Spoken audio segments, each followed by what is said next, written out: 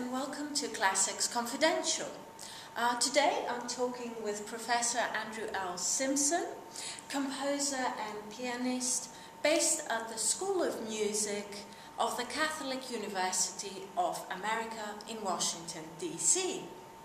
Andrew and I share an interest in the musical appropriations of the classics.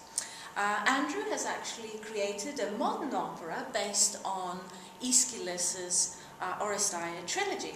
So Andrew, would you like to tell us some more about it? Sure, Anastasia. I'd be glad to do it, and thank you for having this conversation with me. It began in 1999. I was interested at the time in writing an opera because I hadn't, at that point, written an opera. And so I considered several subjects. And eventually, my wife, Sarah Ferraria, who's a classicist, suggested that I read the Oresteia of Agamemnon. And I, put her off. Oh, sure, okay, I'll get to that. I'll get around to it. And, and I kept looking at subjects that didn't really quite, seem to work. And then finally I did read Agamemnon. And it was an overpowering experience for me. It instantly struck me not only that this was, a tremendously powerful and strange drama, but that it really had, to me, operatic potential. That there were scenes that seemed to me to cry out to be said as music, throughout the story. And so that I found was very electrifying, and I thought, well, maybe this is it. Then I read Libation Bearers and Eumenides and thought, well, all three of them really work in a particularly musical way, and so I proposed that this would be a large project of doing all three operas. After some initial consultation with trying to use another English translation, it simply became fairly cumbersome because it would have had to go back and forth each time with the estate of one of the translators and get permission to change, and that seemed cumbersome.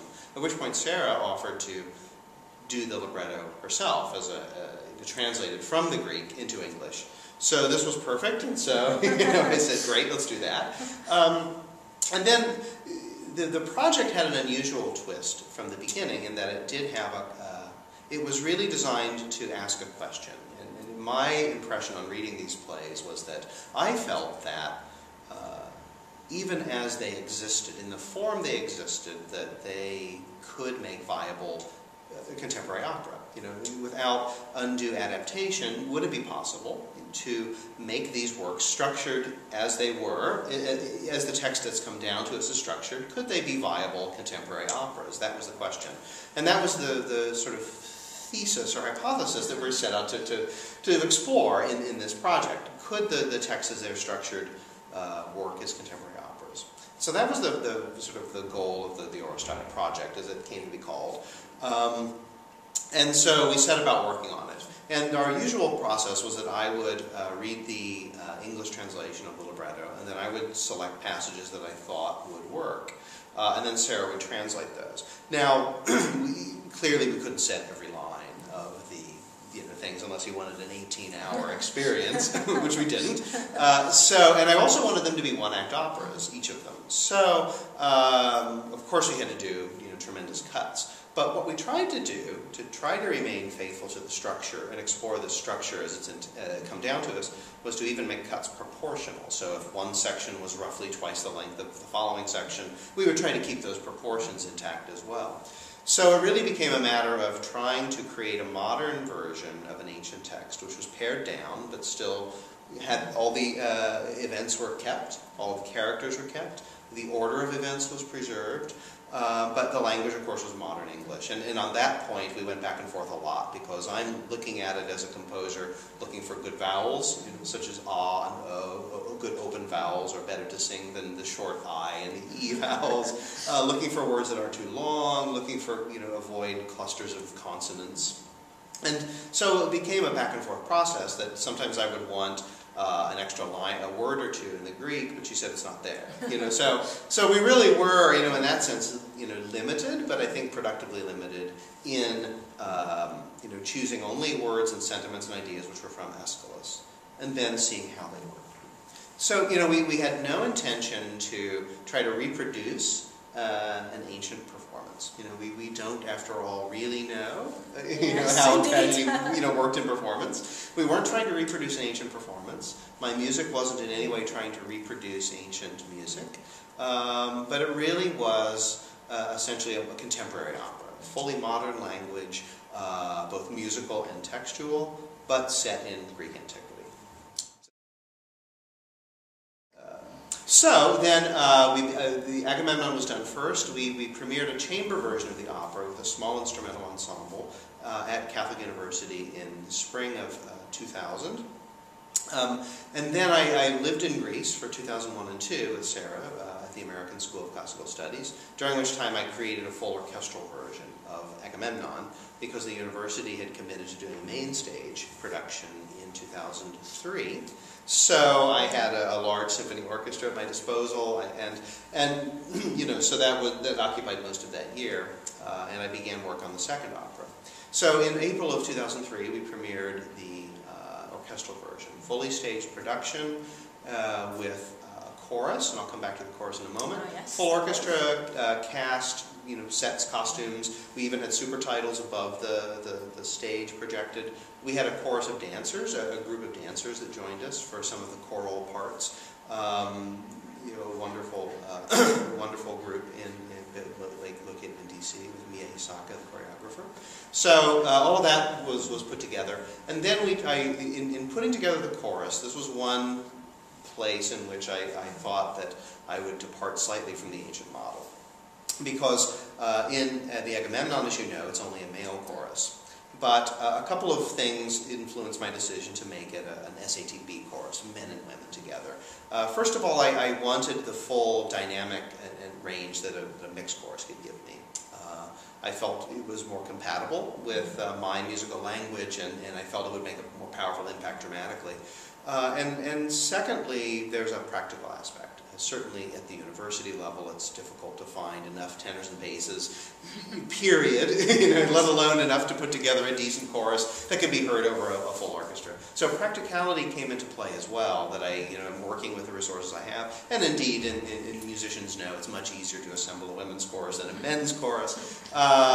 So that was the choice that I made. And so Clytemnestra essentially is set against an entire community of men and women. But I think musically it was a better choice because it makes the full spectrum of sound more powerful. The second opera, the Libation Bearers, was done in 2004.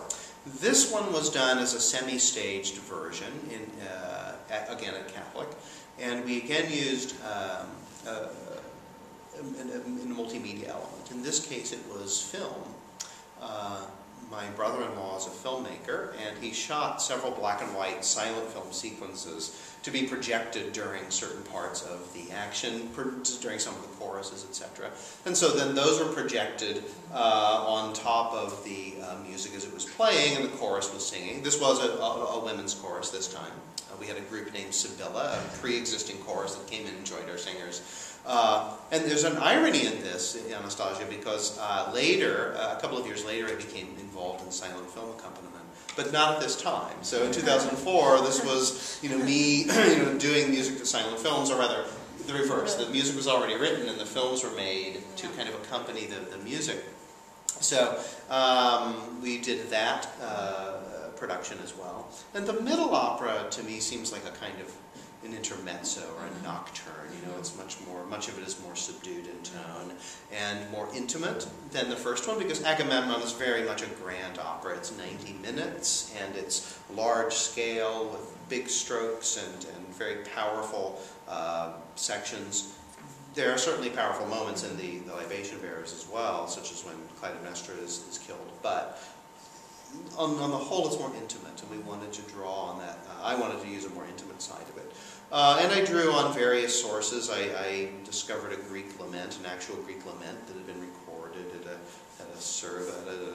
wake, and I used that as part of my opening chorus of the lament of the women coming on.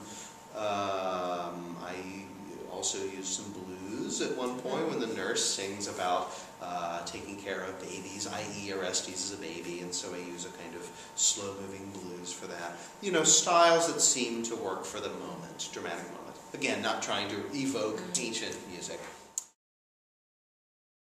The third opera, instead of using the title Eumenides, we called it The Furies, which I think is a snappier title, and more understandable, certainly to an American audience, I would think. So, again, same process at work. This time, again, just a women's chorus. And it's a real challenge in that work, because they're on stage almost the whole time. And this horror that you might have in seeing them at the beginning has to be, you can't sustain that through the length of the work. So, you know, from a costume standpoint, we didn't aim so much at, you know, having a shock at the beginning, but rather having them be present. But what changed was really the musical style. So the beginning of the story is very dark. It's, you know, begins still in this older world of justice and vengeance, and ends up, of course, at the trial at Athens and the acquittal of Orestes, and the Furies are placated, and it's a very triumphal ending. And so the music, as it goes through that third opera, makes a transition from darkness to light, more dissonant, more angular music at the beginning, and gradually the music becomes more lyrical, more tonal, more consonant, so that at the end there's a final chorus, and we do again have a mixed chorus, because the men who are the jury of Athens are joining with the Furies, and so we have a ready-made SATB chorus, joined with the principals to have a tremendously triumphant chorus and procession at the end as the Furies are escorted to their home. And I chose to take the approach that this is a full-out, you know, positive ending, that isn't this dark kind of strain underneath, that things aren't fully resolved, because to me I feel that it really does justice to the idea of the acquittal, these ancient wrongs are righted, and so it seems appropriate also from a dramatic standpoint to have that release at the end, you know, full-out joy. So that was the position we took. This was also fully staged in a chamber version in 2006.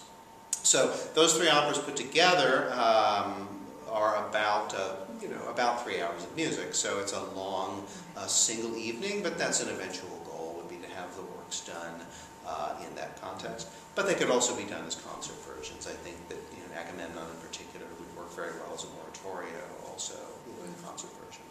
But we used dancers as well, by the way, in Furies. So this was an important aspect through all three, is to have this extra musical multimedia presentation.